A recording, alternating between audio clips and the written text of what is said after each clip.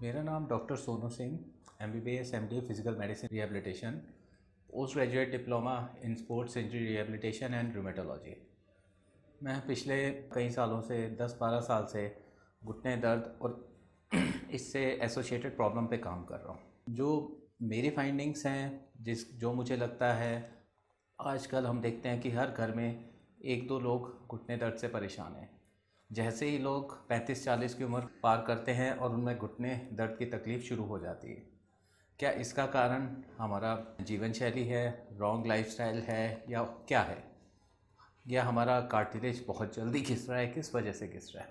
Normally हमें ये कहा जाता है कि हम जाते हैं डॉक्टर्स के पास, तो हम उनको सिंपल लैंग्वेज में समझाने के लिए यही कहते हैं कि आपका जॉइंट कार्टिलेज ख़त्म हो गया है, या जॉइंट स्पेस कम हो गया है, या दूसरी भाषा में बोलें तो ग्रीस ख़त्म हो गया है। पर क्या ये सिंपल यही एक कारण है जिसकी वजह से सब लोग परेशान हैं? नहीं। घुटने दर्द का अगर मूल रूप से देखा जाए तो ये मल्टीफैक्टोरियल है, इसके कई कारण से होता है। एक बहुत इम्पॉर्टेंट रीज़न है फॉल्टी बायोमैकेनिक्स। जो घुटने के आसपास के मसल्स हैं, लिगामेंट्स हैं, जॉइंट्स हैं, उनका प्रॉपर्ली काम ना करना या प्रॉपर्ली फंक्शन ना करना।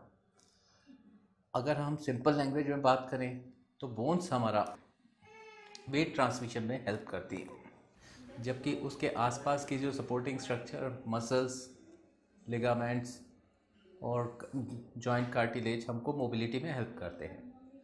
अगर हमारी मसल्स प्रॉपर्ली फायर नहीं करेंगी या उनका मूवमेंट वगैरह प्रॉपर नहीं है तो कई तरह की परेशानियां खड़ी हो सकती हैं। आजकल जो मैं अपनी प्रैक्टिस में कॉमनली देखता हूँ कि ज़्यादातर औरतों में घुटना दर्द होने का एक कॉमन रीज़न है पेस एंसेराइन बर्साइटिस और मीडियल हैमस्ट्रिंग स्ट्रेन।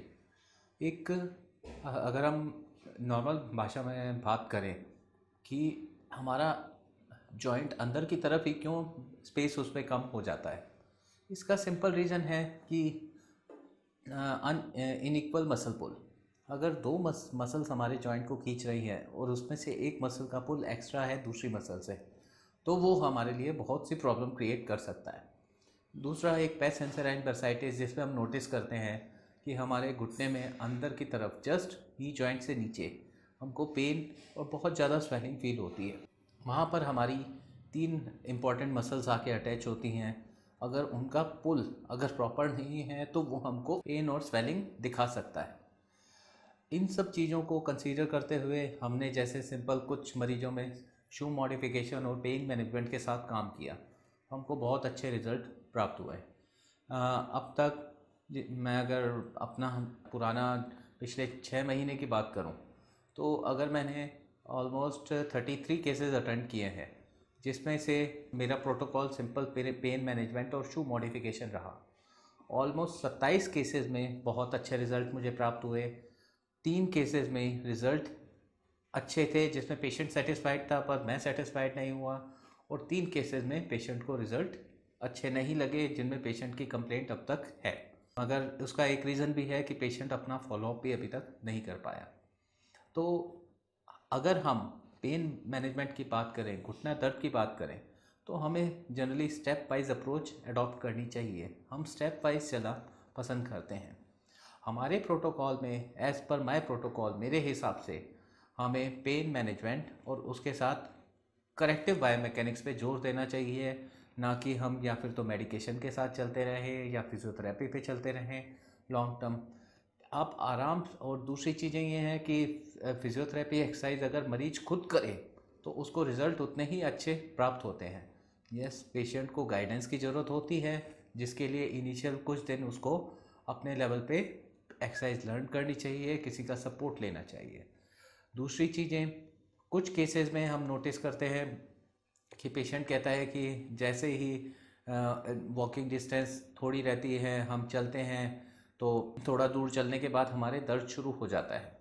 कुछ मरीज हमको ये बताते हैं कि बाकी सब तो ठीक रहता है, जैसे ही सीढ़ी चढ़ते या उतरते हैं उस टाइम उन्हीं को दिक्कत होती है। अगर हम नॉर्मल लिटरेचर की बात करें तो उनमें साफ साफ मेंशन है कि हमारे जो पैर हैं, हमारे जो जोड़ है, एक तरह के स्प्रिंग का काम करते हैं, शॉक एब्जॉर्प्शन का काम करते हैं। अगर हम उनका शॉक एब्जॉर्प्शन का प्रॉपर एक्शन नहीं होने देंगे तो एज के साथ उनमें वियर एंड टियर डेवलप होगा, जिसको हम आर्थराइटिस बोलते हैं। तो एक इम्पॉर्टेंट चीज़ है, आप फर्श पे चलते हैं, रोड पे चलते हैं, टाइल्स पे चलते हैं, तो मेरा सजेशन ये है कि आप दिन में कुछ मिनट सॉफ्ट सरफेस लाइक घास या सैंड, मिट्टी वाले ग्राउंड में नंगे पैर चलिए। दूसरा पॉइंट ये है कि जो हमारा लिटरेचर कहता है कि हमारे पैरों की छोटी छोटी मसल्स एक तरह का ग्रिपिंग का काम करते हैं।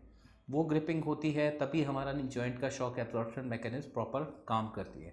तो इसलिए बहुत इम्पॉर्टेंट है कि हम कच्चे ग्राउंड या घास पे नंगे पैर चलें, जिससे हमारे पैर की मांसपेशियों को काम करने का मौका मिले। और उसके बाद तीसरी इम्पॉर्टेंट जो हमारा लिटरेचर कहता है कि हमारे our feets are mean to walk bare feet and they are mean to walk on uneven surface not the equal ground. तो जब तक आप पार्क या मिट्टी वाली जगहों पर नहीं चलेंगे तो आपकी मांसपेशियों को या आपके स्प्रिंग मैकेनिज्म को या आपके शॉकर को प्रॉपरली काम करने का मौका नहीं मिलेगा।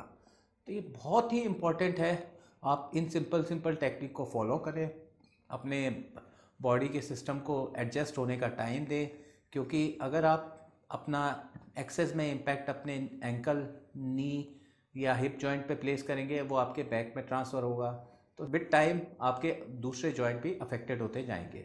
तो इसलिए मेरी सलाह ये है कि आप दिन में कम से कम आधा घंटा सॉफ्ट सरफेस पे चलें, जैसे मिट्टी या उस पर कोशिश करें, थोड़ा अनइवन सरफेस। कुछ रोकने की ज़रूरत हमको नहीं पड़ती अगर हम सही राह पे चल रहे हों। Thank you.